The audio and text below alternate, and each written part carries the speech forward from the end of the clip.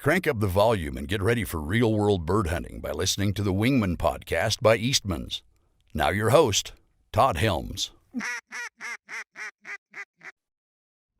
Hey guys, this episode is brought to you by High Mountain Seasonings down in Riverton, Wyoming. I specifically want to talk to you today about the rubs that those guys have. And I'm not talking about back rubs, or foot rubs for that matter. I'm talking about the rubs that you put on meat, seasonings. I've been using the High Mountain Seasonings rubs for a couple years now, and where I find they just absolutely shine is cooking duck breasts and goose breasts on a super hot grill or over a super hot fire.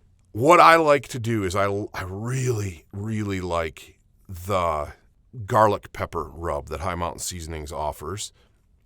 And I like to liberally coat a duck or a goose breast in that stuff in a mixture of olive oil. And then I take it and I put it on a smoking hot grill, hot as I can get it.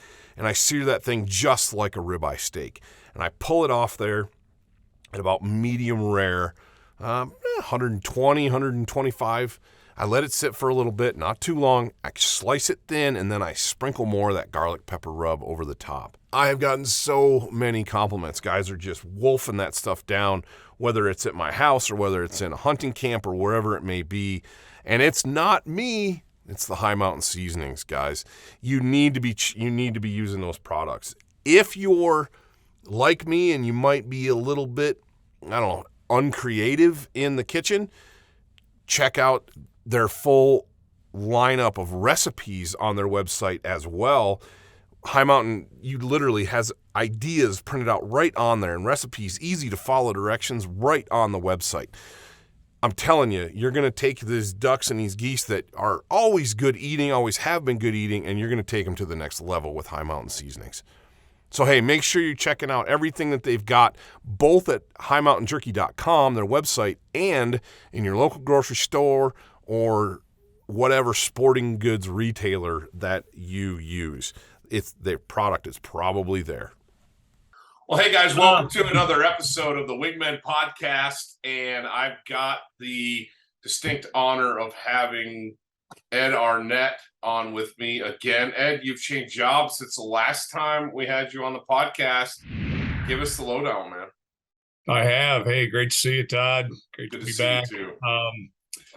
So last November 1st, actually, I started as the CEO of the Wildlife Society, my professional wildlife society, a wildlife biologist. So I couldn't turn that one down. That was too good of an opportunity to cap my career off. So really enjoying it too. It's a great way to give something back to my professional society and cap off the career, and real excited to be part of the Wildlife Society. And I'm still teaching at Colorado State and still doing fun stuff in the woods with guys like you. So absolutely. So cap off a career. You're not thinking of being retired soon, are you? Oh, I would probably retire as soon as I possibly could, but there's that little healthcare bridge and financial arrangement one has to have to actually do it comfortably. So no, it'll be the way my contract is structured. I'm good through 2024, I think, and then assuming everybody's happy, we'll do another one, and that'll get me to where I want to be for retirement. So I got a few more years yet. So I was gonna say, man, I'm not as thick as you old I am. So yeah. Well, yeah. You've had some pretty life-changing occurrences happen since you and I pounded the sagebrush last fall for Sage Grouse. And that was why I wanted to get you back on, not just to talk about that, but we said at the time when we did the hunt, hey, we need to jump on and do another podcast, catch up, see how summer's going, see where we're at with our dogs. We both have young dogs. Talk about that, talk about plans for the fall, and just chit chat. I haven't seen you in a couple months. We bumped into each other down in Utah at the Hunt Expo. Yeah, that was good. But man, you've had some pretty big changes since then. Give us the lowdown. I assume you're referencing not just the job, but also the fact you already I'm Did the talking. job. Yeah. Got I'm about talking. it. We're lucky. We're lucky to still have you, brother. Yeah, I got a nice new scar right there on my chest, and I had open heart surgery at the end of May. Okay. And it wasn't thankfully it wasn't like a clogged up scenario, widowmaker or anything like that. I just got a lovely congenital gift from my father's side of the family.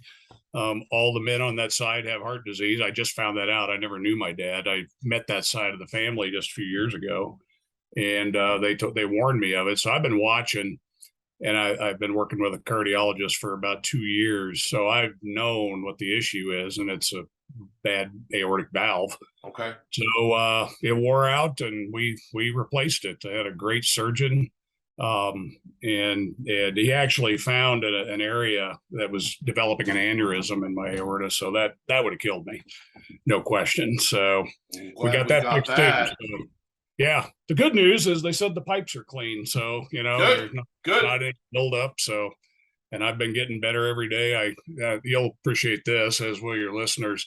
So I asked the doc. I said, "When can I hike vigorously in the hills and shoot a shotgun?" And he said, 3 months. I said, "Okay." So I start back calculating from September 1st on the last date I could have the surgery. So I did it at the end of May. And priorities. Gotta have priorities. Absolutely. Yeah, absolutely. So anyway, I'm 10 weeks in now, and I'll be hiking in the sandhills chasing prairie grouse come September 1st, and sage grouse later in the year. So man, good for you. Other critters. So good for you. Yeah, fingers were crossed and prayers were said for you. That's for sure, man. Thanks for that. I appreciate the correspondence while I was in the hospital and healing and stuff. I appreciate that from you guys. It means a lot. Trust me. Yeah, absolutely. We're all a brotherhood in the hunting fraternity, aren't we?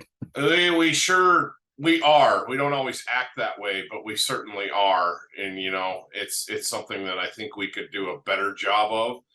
But it's we all have the same end goal, and at the end of the day, that is to get out and chase birds or chase elk or chase deer or whatever it might be. Work on conservation. Yeah. Save it for the next. Yeah. Pay it forward. Yeah. Save it for the next generation. Exactly. Yeah. Exactly. Well, it sounds like you're doing well. You're healthy. I've talked to you a little bit here and there. We're still working on the Sage Grouse project. We'll have a teaser out hopefully in the next few weeks. Big project slated for completion a little bit later in the year, but I think we're wrapped up with everything we need. We had a phenomenal hunt with you. It was a really good time, and I know I enjoyed it. We got into some birds. We had some laughs. We ate grouse. It was fun. I won't say I converted you on grouse, but I sure made a damn good believer of you. No, you did. No, you did. 100%, because I think that's one of the sage grouse get a bad rap. I think sage grouse, sharptail, ptarmigan, spruce grouse, any dark meated native bird has a tendency to get a bad rap. Yeah, exactly. Because quite frankly, most of us cook them way too long. And you took a couple of big old cranky bombers, and you're like, yeah, I think these will be okay. And it was like, skeptical, weren't you? I was 100%. And you cooked them up, and I went, okay, I'm in, and I can.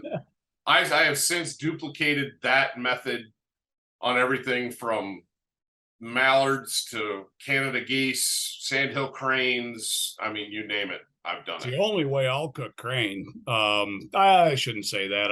I've done a few other things, and especially with the legs, but with the breast, it's just too damn good to make it like a ribeye on the grill. It's spectacular. And for those of you guys that are listening, I'll just let you explain it, Ed, because people are going, okay, how'd you do it? If it's that good, how'd you do it? And you posted it on one of your blogs. So the recipe's out there. This is ridiculously simple. Olive oil to help sear, get a good sear from a real hot grill. Put that olive oil on, season it to taste, and then medium rare. Sometimes those birds are 30 seconds away from turning into shoe leather. are tasting like the sage grouse we all hear they taste about like. But it's because they're overcooked. It's just got to be medium at most. I'll cook my wife's a little bit more. She doesn't like it quite as rare as I do, but medium at most. And that olive oil helps sear it in. It's the simplest campfire recipe, barbecue grill recipe you could possibly imagine, and it's always good. Yeah, always good. I started doing that with mallards in November through January. And I bring them home, and I used to pluck a lot of my mallards because I like to whole roast them, or I like to do the Gordon Ramsay method of searing a duck breast with the skin on and its own rendered fat. Well, the problem is we get so many rice breast birds here in our area that, I mean, it can be up to, out of a 5-bird mallard limit, you could have 3 birds with rice breast. And by the time you get one complete, get a breast plucked, you've done all that work. And you open it up and it's rice breasted, and it's like the only thing you can do with it then, if you're still going to eat it, is to, basically make like snack sticks or something that gets cooked to high heaven out of it to kill that parasite. But so I'm back to breasting my waterfowl, especially ducks. I'm back to breasting them out and taking skin and the legs back and taking that, and then, like you said, drizzle them in olive oil, put whatever steak seasoning you like on them, and throw them either in a smoking hot cast iron skillet or a smoking hot grill of some sort. I've done them over wood fire coals, but I tell you what, my kids, I can't beat them off of that stuff with a stick. It's like believers out of them too. Yeah, I got a 4-year-old and a 7-year-old fighting over mallard breast, and it's like doing something right. Yeah, that's about the only way I'll cook mallard breasts. I pluck them every once in a while and cook them whole. That's good too, of course. Oh, There's lots of ways you can make all this stuff, but I don't know, why fix it when it ain't broken, Yeah, and it's so simple and easy and fast. We got down to the end of bird season in February. And I'm looking at what's in my freezer, and I've got more elk and antelope and deer in my freezer than I do waterfowl, which is usually the opposite because I've eaten that other stuff down. And not this year, not at all. It was awesome. I took what you did, especially when it comes to ducks and geese, because even goose breast was phenomenal this way.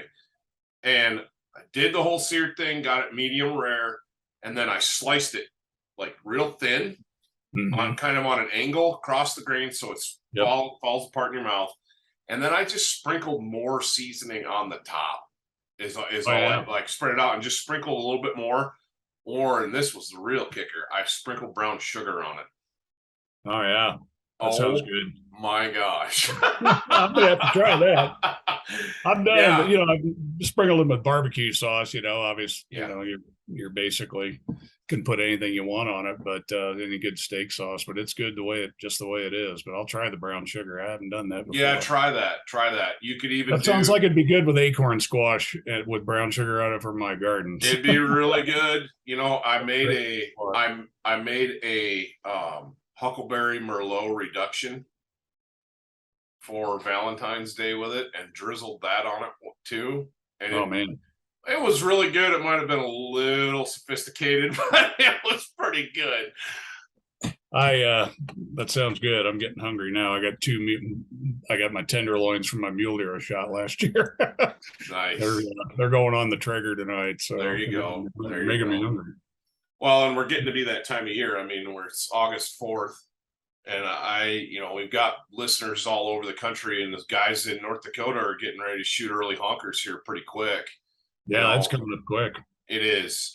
When does their early season open? I want to say it's like August 15th or 20th or somewhere around there. I've got a buddy in Minot, and they always do a golf course depredation shoot on the first day, and I think it's like the 20th or 20th, something like that. It's it's always a golf course. Yeah, on a golf course. We used to do the same thing in Michigan. You get the golf course owners just get covered, and those golf courses get covered in goose poop. And so it's like, you guys come out here and shoot all these geese, and so you'd get 5, 6 guys out there, and they say, you got to be off by 8 o'clock. Well, good grief, it gets light at 5:30. Yeah. So you're out there as soon as shooting light and swat a bunch of honkers, and it's not necessarily sporting, but it makes them happy. And I tell you what, it opened up a couple of opportunities for us to come back after golf season was closed, was not closed, but ended. But there's still geese flying in and using these golf courses, and they're like, "Come hunt," and then we'd go set up decoys, and they were happy to have us. It seems to me you could do that without decoys. You could just deceive them by strolling up in plaid pants and a golf shirt and a 9-iron and jump out and slay them. I tell you what, the more you look like a hunter and act like a hunter around those birds, the less likely you're going to get close to them. If you act like a golfer, you walk right up to them. Yeah, we always joked about shooting antelope sometimes up in Wyoming when they're hanging around the well pad. It's like, just put a yellow hard hat on and drive up and jump out. They're just going to stand there.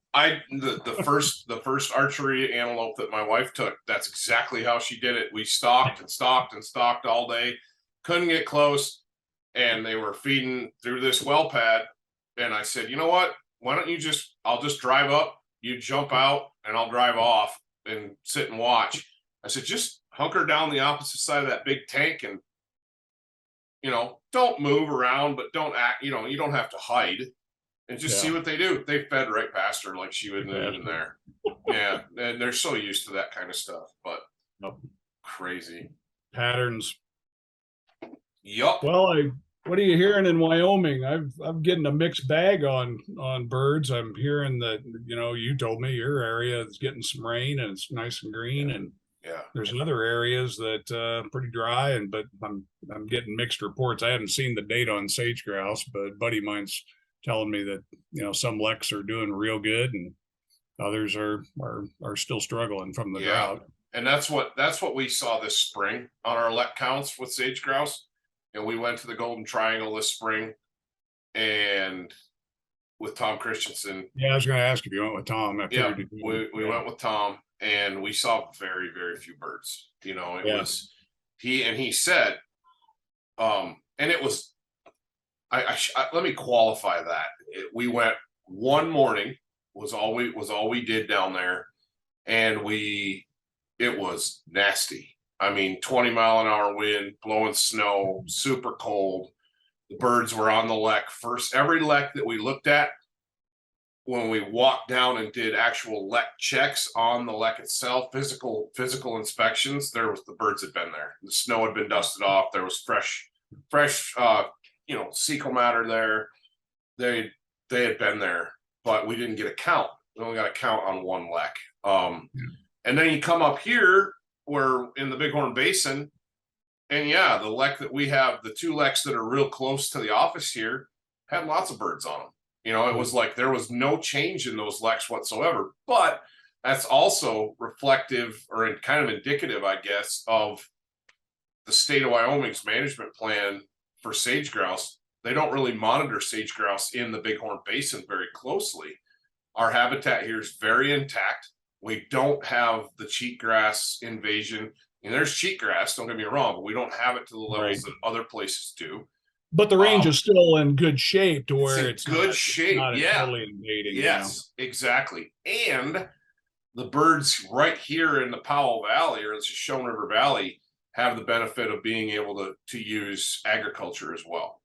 And so they'll go do their thing. And as soon as they hatch, the one lek that's really literally right up here up on top of Polecat Bench out of town, they'll lek and breed. Hens fly out, nest, and within days of those little ones being born, they're in an alfalfa field, and they're literally in there all summer long. They have food, they have water, they have cover, and they thrive on that edge habitat, but they're the exception. You get up on Hart Mountain, the lek up there's had 28 to 32 birds on it, roughly, like the last 3 years in a row that we've counted it. This year was no exception, and they were just crushing it. But again, there's a lot of intact habitat up there. and they can fly down, and within a short flight they can be in an alfalfa field. And so that's different than, say, the Golden Triangle, where you don't have agricultural influence for the most part. Right. You know, the stuff that you and I hunted was the last place that you and I hunted, or not the last place, but one of the places you and I hunted was adjacent to that area last year. I wouldn't say it was in it, but we were adjacent to it. And that habitat wasn't exactly what I would describe as thriving. No, that range was in pretty rough shape relative to other things we saw, and particularly where we actually got into birds. That range was in pretty good shape. They're getting good rains in that part of the world too. I haven't seen the data for those, and that may mean that the chuckers and huns are doing good in that region too, if they're getting good precip, but it depends on the timeliness of the rains. Could kill them too, but no, it's sounding like it's pretty good up there. But yeah, where that particular spot we were at, it was in pretty rough shape, and the birds were just hard to find. The day before we met up on the hunt, I hit some stuff that I thought looked pretty good along, you know, a riparian area, and nothing, and it just took a lot of miles. I finally found a covey, but it was slim pickings. Right. And that spot where we put that one bird up when I had my little incident with the browning, I mean, that's all we saw.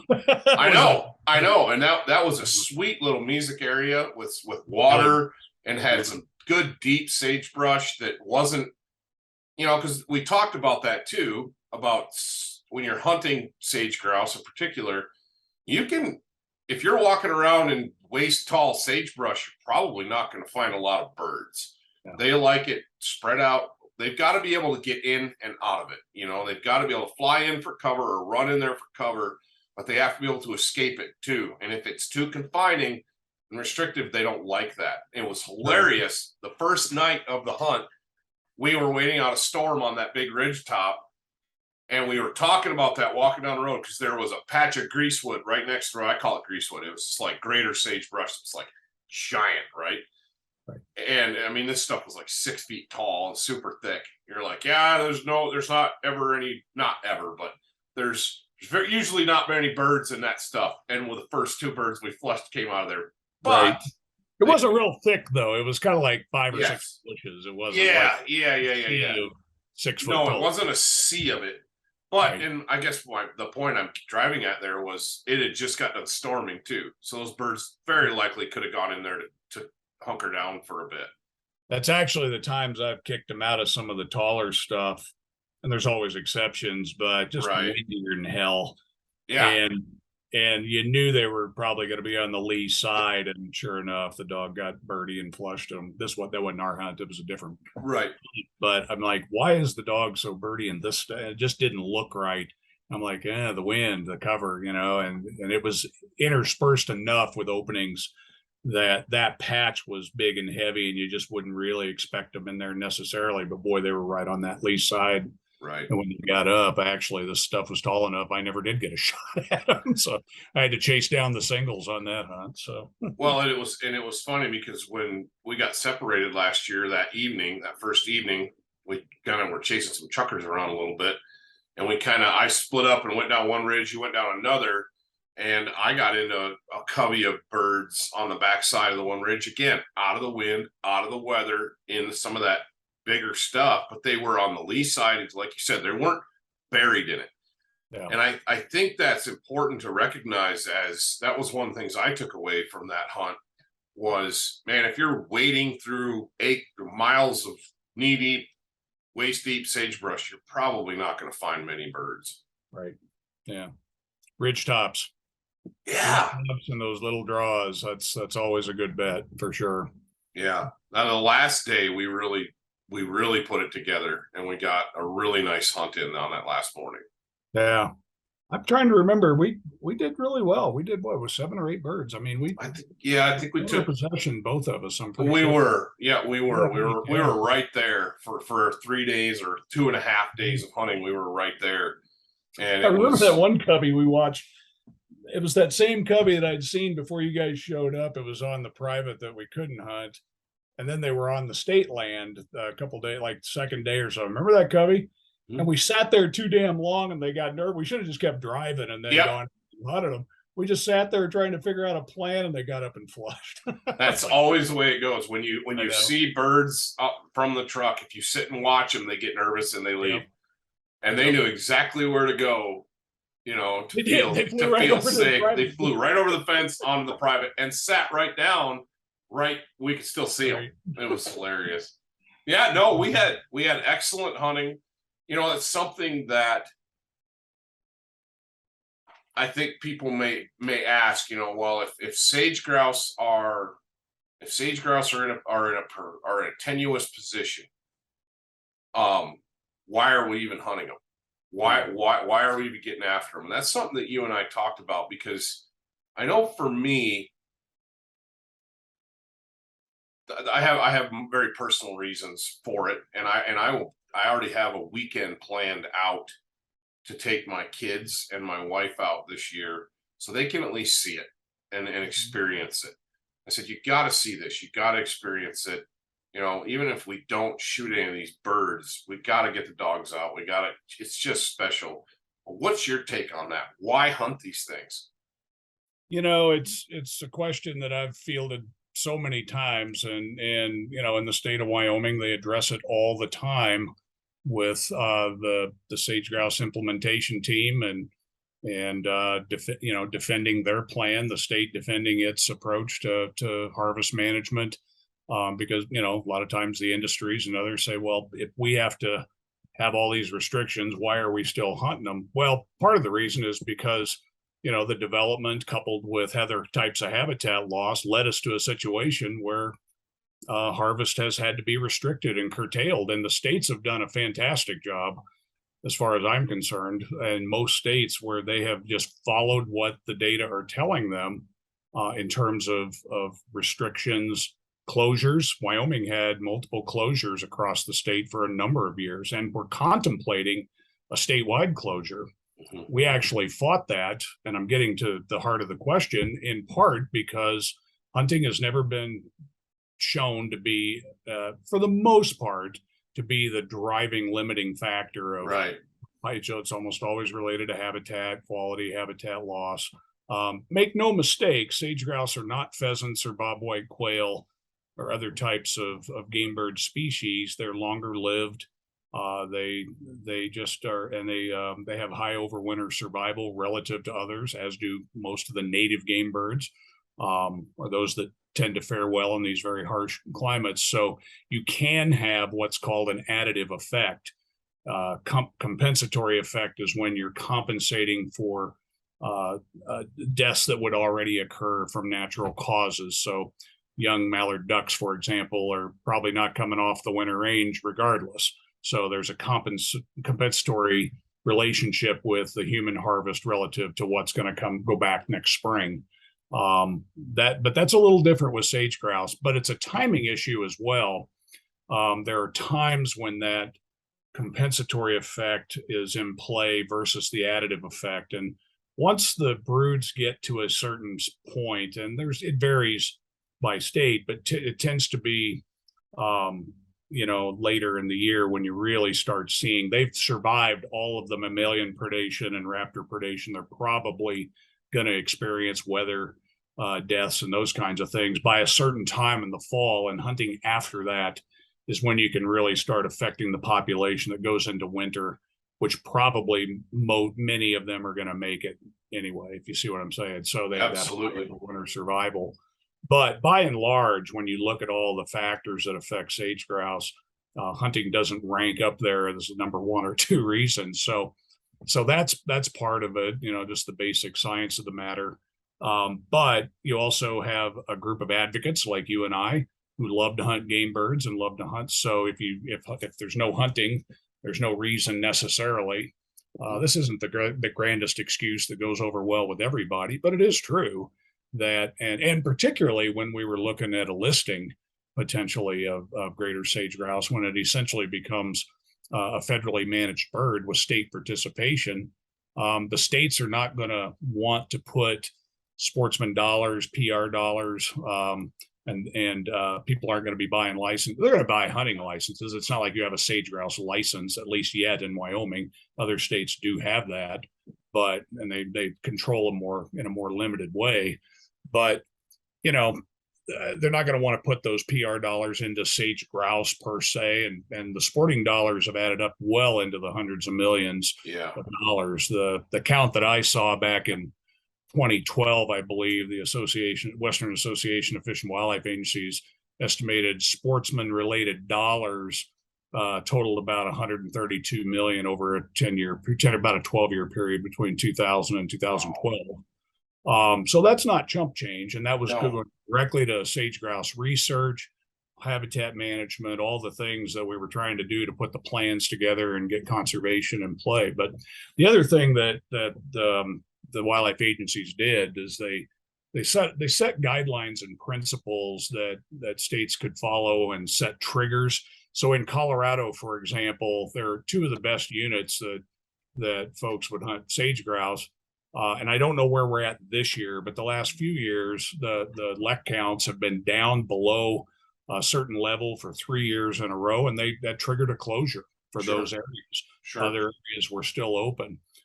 The idea is to manage to within 10% or less of the total estimated population, so you're not having that additive effect. There's arguments about the science behind that and and such, but by and large, most states are keeping the harvest well below the 10% level. But in a state like Nevada, where they've lost so much habitat to fires, to no fault of industry or sportsmen and women or anybody. They've had to close some seasons down, some units down, because there's just nothing there, no habitat. Mm-hmm. And cheatgrass is coming in and that kind of thing. And then you've got compounding effects of feral horses and burros and drought and just all kinds of, all the climate conditions and all of that combined. The states are having to make decisions about closing hunting in certain places. To me, that's good, sound wildlife management. It's unfortunate, but the goal is to try to keep sustainable harvest where we can. But where it's starting to have an impact, or there just aren't any birds, the states have responded accordingly, according to their management plans. Right. Well, and we know from the North American model of wildlife conservation, obviously, but we've seen it played out globally at a global scale as well, that what has value gets money, and wildlife that's valued gets, brings in money, stays. If it pays, it stays. That's kind of that's the saying in Africa. If it pays, it stays. We've seen what's happened in Kenya with a moratorium on big game hunting, and their big game herds, the only intact big game herds are in national park. Yeah, that's it. Yeah. And in other African countries where you still have hunting, regulated big game hunting, the animals are thriving in a lot of examples. And I see that parallel with sage grouse too, where it's kind of like you said, if I know I'm not, there's no chance that I'm going to go out and hunt that bird. Well, it's kind of almost like, okay, it's great. It's great to see them, but I don't have a vested interest in it. And I think for people who don't live in sage grouse habitat or have the opportunity to hunt them, they might be asking, well, yeah, who cares? There's probably people listening to this right now that don't even know what a sage grouse is or a sage grouse looks like. But that doesn't mean that, we could put the same parameters on American woodcock. Yeah, pick your favorite species, wild turkeys. Wild turkeys aren't doing that great. They are struggling. Absolutely. In a lot of states, as are bobwhite quail. They're down in almost all states overall, long-term trends. Yeah. So, yeah. So if you were to say to guys in Georgia, we're not going to let you hunt turkeys anymore. Well, first of all, you'd have an uproar because that's like religion. And second of all, they'd be figuring out a way pretty quick to fix the problem. And third, you'd have guys that just throw up their hands so afraid and be like, well, what do we care? Not going to hunt them. What do I care? Right. Which is, it's unfortunate, but it's It's the truth. Yep. And I always, a number of people I've talked to, I mean, they're big game hunters or they're just not that big of bird hunters, but they said, well, why should I care about sage grouse? And one of my immediate reactions is, well, the fact that once very widely distributed and strong populations, a bird that occupied how many states across the West, 14 states and provinces across the West. The very fact that and liberally harvested in prior times and said to be in the tens of millions prior to European settlement. The very fact that critter was even being contemplated to be listed under the Endangered Species Act should be a concern to every sportsman and woman on the planet, and every citizen, quite frankly, as well. And we saw how things played out with lesser prairie chickens. If you go back a little further to Atwater's prairie chicken, I mean, that was the prairie chicken subspecies of the East. We may have talked about some of this stuff last time we were on. We may be treading old turf here. That's okay. That's good, okay. Yeah. But, if you think about that, that should be a concern to everybody. Who's to say it wouldn't be mule deer next or antelope? Now, and you hit the nail on the head there, because everywhere you go, sage grouse habitat is mule deer habitat. It's antelope habitat or pronghorn habitat. In the Golden Triangle, it's elk habitat. Yep. It's like these birds are sharing habitats with some pretty A-list celebrity animals, and if the bird's not doing well, guess what's not in great shape? Your habitat. And it's only a matter of time until your mule deer. Well, we know mule deer are struggling, and it's the same thing. We see mule deer struggling in areas where sage grouse are struggling. So, when we talk about the habitat too, I think sometimes people look at sagebrush and they don't see the subtleties of the range quality. Like we were talking earlier, we were in a couple of very different situations when we were hunting, and the condition of that habitat was painfully obvious. It's not always as obvious in certain areas, and I don't have a specific example, but where I'm going with this is it may look like beautiful sagebrush, but the understory may not be loaded with forbs and bunch grasses. So the quality of that sagebrush, they have to have the sagebrush for the cover and for winter food and nesting and all that, but they've got to have the forb component and they've got to have that bunch grass component too. And so sometimes quality can be a misleading thing. And that's the same thing for mule deer. I've had any number of people say, well, we've got great habitat. Do you? Right. It's not quite as simple as you think it is. So yeah, it was helpful for me in the process of creating this sage grouse project, this film. It was a couple of different folks talked about the sagebrush ecosystem as if it were a miniature forest.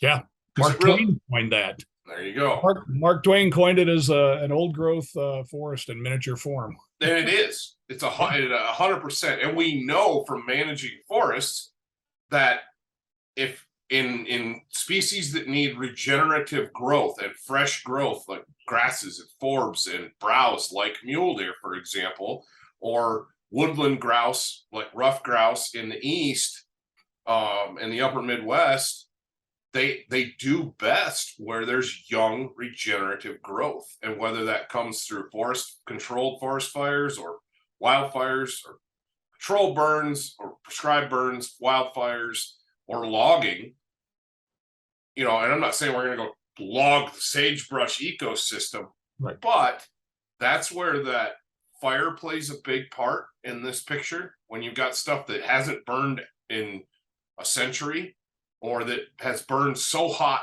because of cheatgrass that it can't regenerate. There's so many factors at play here, and they affect so much more than sage grouse. And I think that's the why for me. I want to be able to take my kids out to the sage grouse habitat in September, put them behind my new pup, and let him work up a bird and shoot it, fetch it, take it home, grill it up, and have them enjoy that whole process. I want my wife to take one of those birds. Yeah. and take it home, and we have jars full of feathers. My kids are bird fanatics. I don't think they throw any feathers away at all, and so they have jars and jars of jars full of feels, Get them in the pillow making business. Yeah, including Who's got a Sage Grouse pillow? Come on. Nobody. No, but here's an example too, Ed. I had Ramsey Russell on the podcast and as a hunting guest in November. Ramsey is probably, he is the most widely traveled wing shooter that I know. I mean, probably, maybe extant, but this man's been all over the world wing shooting, mostly waterfowl, but wing shooting. He's a bird aficionado. And I had my oldest go in the other room and pluck a rear fan feather, the little black tip ones or the black feathers with the white tip on them. Yeah. I had her pull one out of the jar and hand it to him and say, "Mr. Ramsey, do you know what this is from?" And I'm not throwing Ramsey under the bus at all, but I think this is indicative of our society as a whole. He had no idea where that feather came from. And then, so I explained it was from a sage grouse. He's like, "Oh, that's really cool." And I said, "Now, to give you an even better picture," I showed him a photograph of a Cheyenne dog soldier headdress, war bonnet. And they use those rump feathers, those white tip rump feathers. And when they dance, those things bounce. And that dance looks an awful lot like sage grouse on a lek when those feathers are bouncing.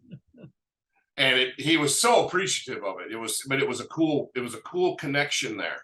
Yeah. And I hope that this film is able to bridge some of those gaps and raise some awareness and be like, hey, these birds are struggling, but we still have hundreds of thousands of them in Wyoming alone. It's not too late. And we can help these things. Yeah, absolutely. Absolutely. Well, and I've noticed of late the ending of the hunting shows on Eastman's was fair chase is the only way to hunt and pursue big game. I got that wrong, but now it's trophy hunting is conservation. I'm hearing that a good bit. Trophy is a relative term, in my opinion. And quite frankly, it doesn't have a clear definition because it can mean anything. And I may have told you this, but I can't, certainly not the last podcast, but maybe just in passing. And then when we were in Utah, when Drake put on his very first point and held his first wild rooster, and it all came together. And I mean, that's the first time it really came together on a very difficult bird, probably the most difficult bird for a young pointer because they run. Oh, yeah. And he caught this damn bird red-handed in a chunk of grass right by the cornfield in the evening and held it tight for a good bit of time till I got up there. And I walked up and I didn't think there was anything there. This cockbird runs out in the field like, wow, this is going to happen. And he gets up. I killed him dead, and it all came together. That was a trophy for me. Absolutely. And sage grouse are becoming more of a trophy bird. Mm-hmm. This is kind of where I was going with this. Is Wyoming doesn't have a permit system yet. They may entertain that idea. Oregon's had it for a long time. Utah's had it for a while, and other states may be contemplating it down the road. But they're going to get managed more like a trophy bird. But for me personally, even in an area where I can liberally harvest them, have four in possession, I still have my own personal limits. Sure. So, I like to set a 2 possession limit max for any given state. And Wyoming, it's a little more liberal for me because I know there's more birds. Right. Colorado, I'll maybe take 2. But I love to eat them. But, it's a personal thing. So I manage myself like I'm trophy hunting, if you will. Right. So, it's just a different perspective. And it's such an icon of the West that, I hope we always have long-term sustainable, harvestable populations.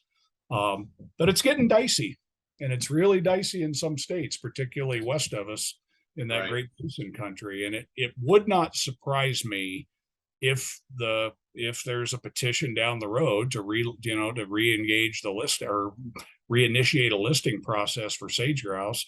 And given the status now, it wouldn't surprise me if the Great Basin population gets separated out potentially as a distinct population unit and gets listed as threatened. Yeah. They're really doing poor, and they've got a lot of threats that haven't been addressed. We're still lucky here in Wyoming, Montana. Colorado didn't have a big bunch of birds, but we've got some damn good habitat. Yeah. It's the thing when you live in the epicenter of a habitat, of a species habitat or core area, you do tend to get a little jaded view because you're like, I got lots of birds. What's the deal? I told you the other day, driving back and forth to one of my favorite places to fish. It's a 2-hour drive, down and back. And I've done it half a dozen times this summer. And I've seen 4 sage grouse roadkill dead on the highway.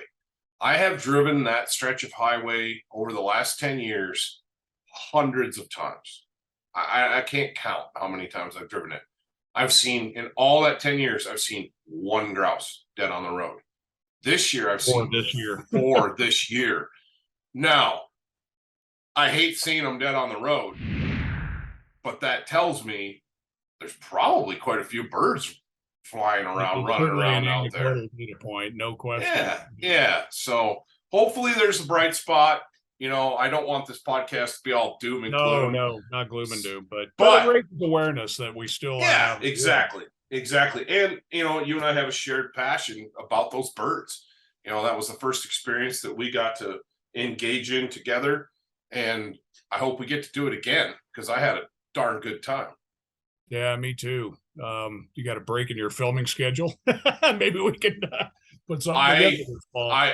It's going to be tight this season. The Wingmen side of things, we don't get rolling really until, November, end of November, first part of December, right? Because the bread and butter is waterfowl, and quite honestly, waterfowl's a heck of a lot easier to film than upland is. Oh, but I've got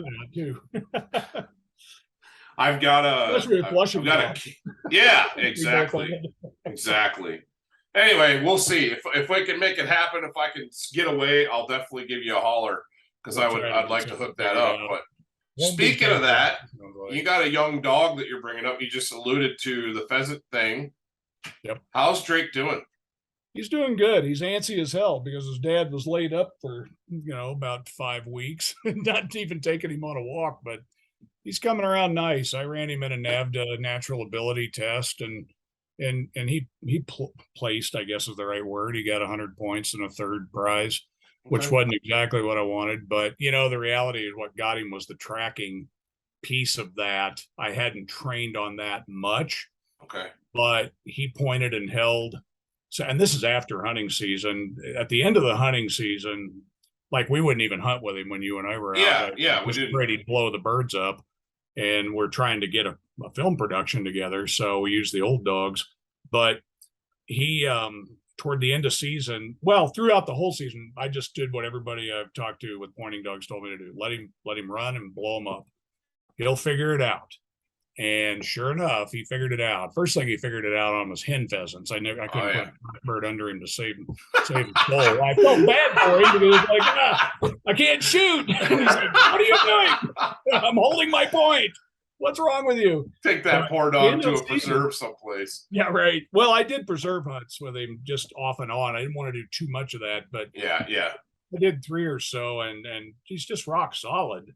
And shows beautiful hunting instincts and locks up. And during the test, they plant 4 birds for you, but unless you're going first, there's multiple birds out there. He found 6, pointed all of them, held tight. Judges were thrilled with that. He got a perfect score on that. He's as watery. The other part of that test is, will they enter water? And I mean, he's as watery as it comes. He just jumped right in. But then the track, he kind of got off. It was interesting because the young man before me didn't pick up his tracked bird or even find it. Dog kind of gave him the paw and ran off. I felt bad, young handler, probably 12 years old. But we came in afterwards and Drake got off the track, but he got down the trail of that other bird, not his bird. And boy, he perks up and he takes off and he catches that bird in midair and brought it to hand. I'm like, well, does that count? Because I knew he wasn't on his right track. And I'm like, no, we're going to give you a rerun. So I gave him a rerun, and he did better on that one. But anyway, he's doing good. I haven't been training a lot this summer, been, recovering myself, but also I take lots of walks, but he's ready to go. I'm going to be real interested to see how he handles sharp-tailed grouse. That's the first thing we'll go after. He hasn't held one yet. He came close one time last year, but I think once he puts that piece of the puzzle together with that bird, he'll be fine. Toward the end of the season, he did the couple cockbirds and covey of quail. He did beautiful on this covey of quail. Same hunt. He'd just gotten the pheasant, and we got into a nice big covey of quail, and he held the covey, and Dad screwed up and was in a bad position and shot twice and missed. But then we got singles, and he held multiple singles, and so yeah, it was that was a good hunt. And then we were in Wyoming. I was up hunting with a buddy around Casper, and he held a wild chucker too. So nice. That was the end of the season. So he's I've got nothing but high hopes. I have no hunts at all for big game this year, except a late season elk hunt with my cousin, who's got ALS, and this is a real special family hunt for us. Good. You were able to put something together then. I was able to get something together over by Grand Junction. So we're going to do that, and I got a cow tag in my pocket, but really it's all about him. So I just bought points this year because this year's all for Drake. So, and Deke too, my old lab. He still gets some birds too. So how's your young dog doing? He's doing good, man. Unlike you, we've been training our butts off. Because and it's like, well, it's 100 degrees here today, and it's like I have to get up at 4:00 in the morning to work him before work, and it's like, no, I'm not getting up that early to go work my dogs. But I can't work them straight away in the evening either. So we're getting about 4 days a week of work in, about. How old is he now? He is a little over a year. So he's ready for all kinds of good stuff. Yeah. And I held him back last year. I didn't hunt him. I took him on a one little fun hunt with my daughter, put him on a slip lead, and she held him, and he ended up fetching a goose, and that was cool. But this season, he's going to get it. He's got a lot to learn about marking in the river, and I've lost some bumpers when it's when it's horizontal upstream of him, and he can mark it and track its descent. He doesn't miss when he can see it. But if he's got to go downstream, he goes to obviously where his mark is, and the bumper's already 30 yards further down. So it's getting that head up and spotting, tracking, and tracking, and he'll figure it out. It's costed me bumpers, but we're still working on back. He's a little soft on whistle stop because he's so birdie. When I send him, and it's trying to get him stopped at distance, he's like, no, I'm hunting. He's head down and he's hunting. It's like, okay, I'm sacrificing some control for a whole lot of drive, which, okay. Yeah, it's always the trade-off. They're marking a little bit when you instill the control on blinds, but it'll all come back together. I saw that in every dog I trained, that the blind work and the control tends to bring them down just a little bit, or affects their marking at some level, but it all comes together. I'm running memory drills in the yard with him in the cool of the evening, and honestly, it's more to get him to remember where stuff is placed than it is distance, because it's my backyard. It's not huge, but man, Ed, he's crushing those. It's like I bring him out and I'm working different hand signals in to those marks. So I kind of combine memory drills with baseball, where he's at the pitcher's mound. I walk him around, place marks, make him sit at heel, drop the mark, then we move on. And, when you first start, he wants to pick them up and bring them with you. And it's like, no, leave them. But then it was just casting him from heel with straight casts, and he was pretty good. So then now we've transitioned that drill into he's at the pitcher's mound, I'm at the plate, and then the bases are those memory marks. Yeah. And so I'm going, over or back, all these different things that are transitioning into more in the field. The other day, I took him fishing with me up in the mountains, and we worked on steadiness the entire time, obviously, because I can't have him jumping in a pool spooking my cutthroats. Which he did a really good job of, actually. He did a really good job. And he's more controllable than my old dog, actually, because he's more willing to please. He wants to please. He wants to work. I can give him correction, and he might and then within 2 seconds, right back in the game mentally. And I'm like, wow, that is impressive. I've been working Drake, when I am working him, I got him specifically for upland. I know he's a versatile dog, but I haven't really done anything, other than river marks and like I say, he's watery as hell. Just, no different. And it's nice to have a lab because there's a little competition there, so if Deke drives in and goes for a lake swim to get his bumper, it's amazing what having a Labrador and an upland dog does for especially the upland dog. Yeah. The bird dog. I feel like it really shores up their retrieving ability. Yeah. No, he's a retrieving fool. That's for sure. Cool.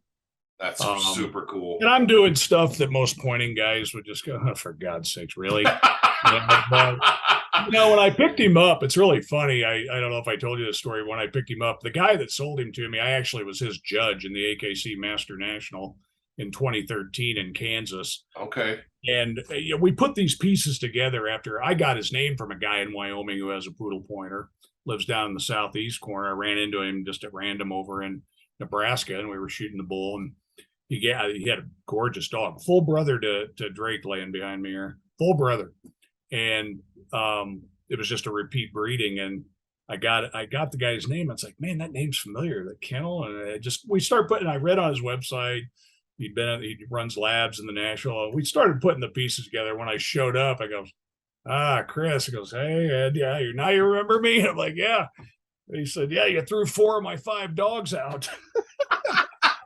My best one. I'm like, you still want to sell me the dog? I drove a long way, man. He said, yeah, I will. But he said, hell, you can train them like labs.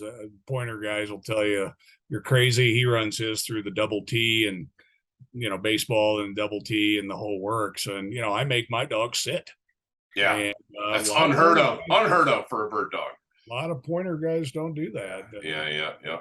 They're afraid it'll, of a number of things, but I don't see it being an issue with Drake. I think he's pretty well differentiating what his jobs are. So they're smart, and I think you're right, and they're smart. They figure stuff out.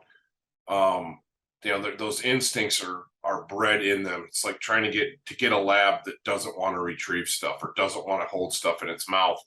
They're bred to do that, and yeah, you can train it out of them if you're not careful, but man, for the most part, they know what they're supposed to do. And you got to figure if you're waterfowl hunting, unless you're just a jump shooter, it's all you do is jump shoot. I don't know how you don't teach the dog to sit and be a little gentleman or lady in the blind. I just don't know how you do it. So. I don't either. I don't either. If you're going to have a versatile breed like Drake, I think you have to teach that, because there's going to be times when they need to be able to just sit and chill. Yep. Exactly. Absolutely. It's no different than, and I haven't done this much with Hondo. He did get to sniff out and flush some chuckers last year on an antelope hunt. We got into a couple coveys on my wife's antelope hunt. I purposely held Hondo back on upland because I killed 60 some roosters over Mackinac before he was a year old. Yeah. We had put and take birds in Sheridan, outside of Sheridan, Wyoming, and it was like they're pen raised. They're the perfect thing to turn a puppy into a bird dog in one season. Yep. And my goodness, he was, to this day, he hits pheasant scent and he just goes nuts. Yeah. And you made that comment. You were like, I can't tell when he's birdie because he's so happy all the time. He's just happy to be hunting upland birds. But my best labs, just speaking of pheasant scent, the best 2 labs that I had, three that I had on upland and trailing, were the ones that I did an awful lot of trailing exercises with dead birds and trail them out. And I didn't do that as much with Deke or his mom, and it kind of showed. And maybe it's just, who knows what factor it was, but it's just a simple correlation of, the dogs I trained the most on those trailing exercises of dragging birds a quarter of a mile and then getting the dog out and letting them run them down. Which you do, that is the tracking function. Yeah, and I think you're right, and I need to start doing that with Hondo in the evenings. Simple to do, just you got to remember to do it. It's super easy, but yeah, you got to remember to do it. But, it was one of those things where last year I purposely didn't hunt him at all on upland birds because I was I'm being so hard-nosed on steadiness with him. Yeah. Because as you witnessed, my old dog's not steady. He was a thief a couple of times. I still feel bad about that. Oh man, but yeah, the best shot I made. Well, I made a couple of good ones in that film, but that one where Deke got the bird and Hondo got the bird. Like, Mackinac was like a little black. He was a streak, dude. He will not let another dog. He was faster than Deke was. That's man, and it's ridiculous. It's ridiculous. But so I'm trying to avoid that. I'm trying to have a dog that's much more stable and steady. And so I've really drilled that into Hondo, and it shows. He is a much more steady dog already than Mackinac probably ever has been. Yeah. But so I didn't do a lot of upland bird hunting with him. I did get him out on the one, just put him on a cubby. It was like, oh man, there's 15 chuckers right there. Let's get out. I got the shotgun in the back seat. Let's go see if we can get a couple of those. And he's little, he's like half grown, not even half grown. A third grown. He's out there bopping around through the sagebrush, and he was tracking them. I mean, nose down, tail whipping, and he flushed 3 or 4 of them. Oh, that's great. And it was like, that's awesome. Yeah. But I need to do more of that. So that's where we're at with him. I'm excited for the season. I'm excited to get there. I'm in the same boat you're in with your young dog. Season's right around the corner, and I'm chomping at the bit. I am too. It's going to be a good year. It is going to be a sketchy year, though. It's going to be hit and miss, I think, for bird numbers. I've been getting some rough reports from Nebraska, Sandhills even, and other areas. That drought just kicked their ass. I think the habitat got timely rains, and it probably wasn't devastating. I haven't heard any devastating hailstorms, for example, but but I just think the habitat may be in reasonable condition, but the birds just didn't carry over from the drought. So I haven't seen the mail carrier reports yet. The summer data are just starting to come out. Right. I'm calling my buddies and biologists in the field, and asking them. I told you I'd do that before, but it's going to be like any bird year. It's hit and miss. In the greatest years, you can find them just about anywhere. Yep. But in years like I think this one's going to be, you're going to put some boot miles on. So what you usually do with upland anyway, at least. Yeah. And I think that's why guys, that's kind of the draw, the attraction to upland is part of it is the out walking around. Yep. We're out walking around in the sagebrush last year, and I stopped to say something to the camera guy, and I looked down and there's a bison sheath laying between my feet. I mean, how old is that? How long has that thing been laying there? Holy smokes. It's like, there have been bison free ranging in that country for 150 years. No. So, so it's like, wow. That's what I love about that ecosystem. Yes. It's such an under respect. It's like the Rodney Dangerfield of Western ecosystem, right? And it's no respect. It's so beautiful. Yeah. And I agree sometimes with you you. just sit down and just listen to the wind and look. It's like, I don't even care if there's sage grouse out here. Well, that's just it. I care for the dog more than anything, but Yeah, they don't look around and absolutely. think that. They want birds. Yep. Well, that's why you go hunt pheasants. That's They get lots of flushes when you do stuff like that. But yeah, That's right. I don't know, man. I don't know what fall's gonna look like. It's obviously busy, lots of big game Figure stuff. something out. But We'll yeah, figure I would like to. We'll just have to stay in touch, and if we can meet up for even like a long weekend, let's Yep. do it. Let's do it. Agreed. Yeah, I need to Cool. hike a bunch. Good for the ticker, I will be keeping one eye on you and one eye on the horizon. Yeah, I've been told I shouldn't be out there hunting by myself this year, which I do about 90% of my hunting by myself. So I think I'll have a buddy with me at all times. There you go. There you go. Well, you get up this way, holler at me, and if I can make it happen, I will for sure. Sounds great. Cool. Well, Ed, thank you very much. I appreciate your time. As always, it's good to talk with you. You're a fount of knowledge, and I appreciate you diving deep into the sage grouse thing, and I appreciate the work you do for all wildlife. And thank you very much. And I'm excited to share some time with you again this fall, hopefully. Always good to see you, Todd. Really appreciate what you guys do. Looking forward to the film. It's going to be great. Cool. Thanks, man. All right. We'll talk to you later. Have a good one, Ed. See you, Todd.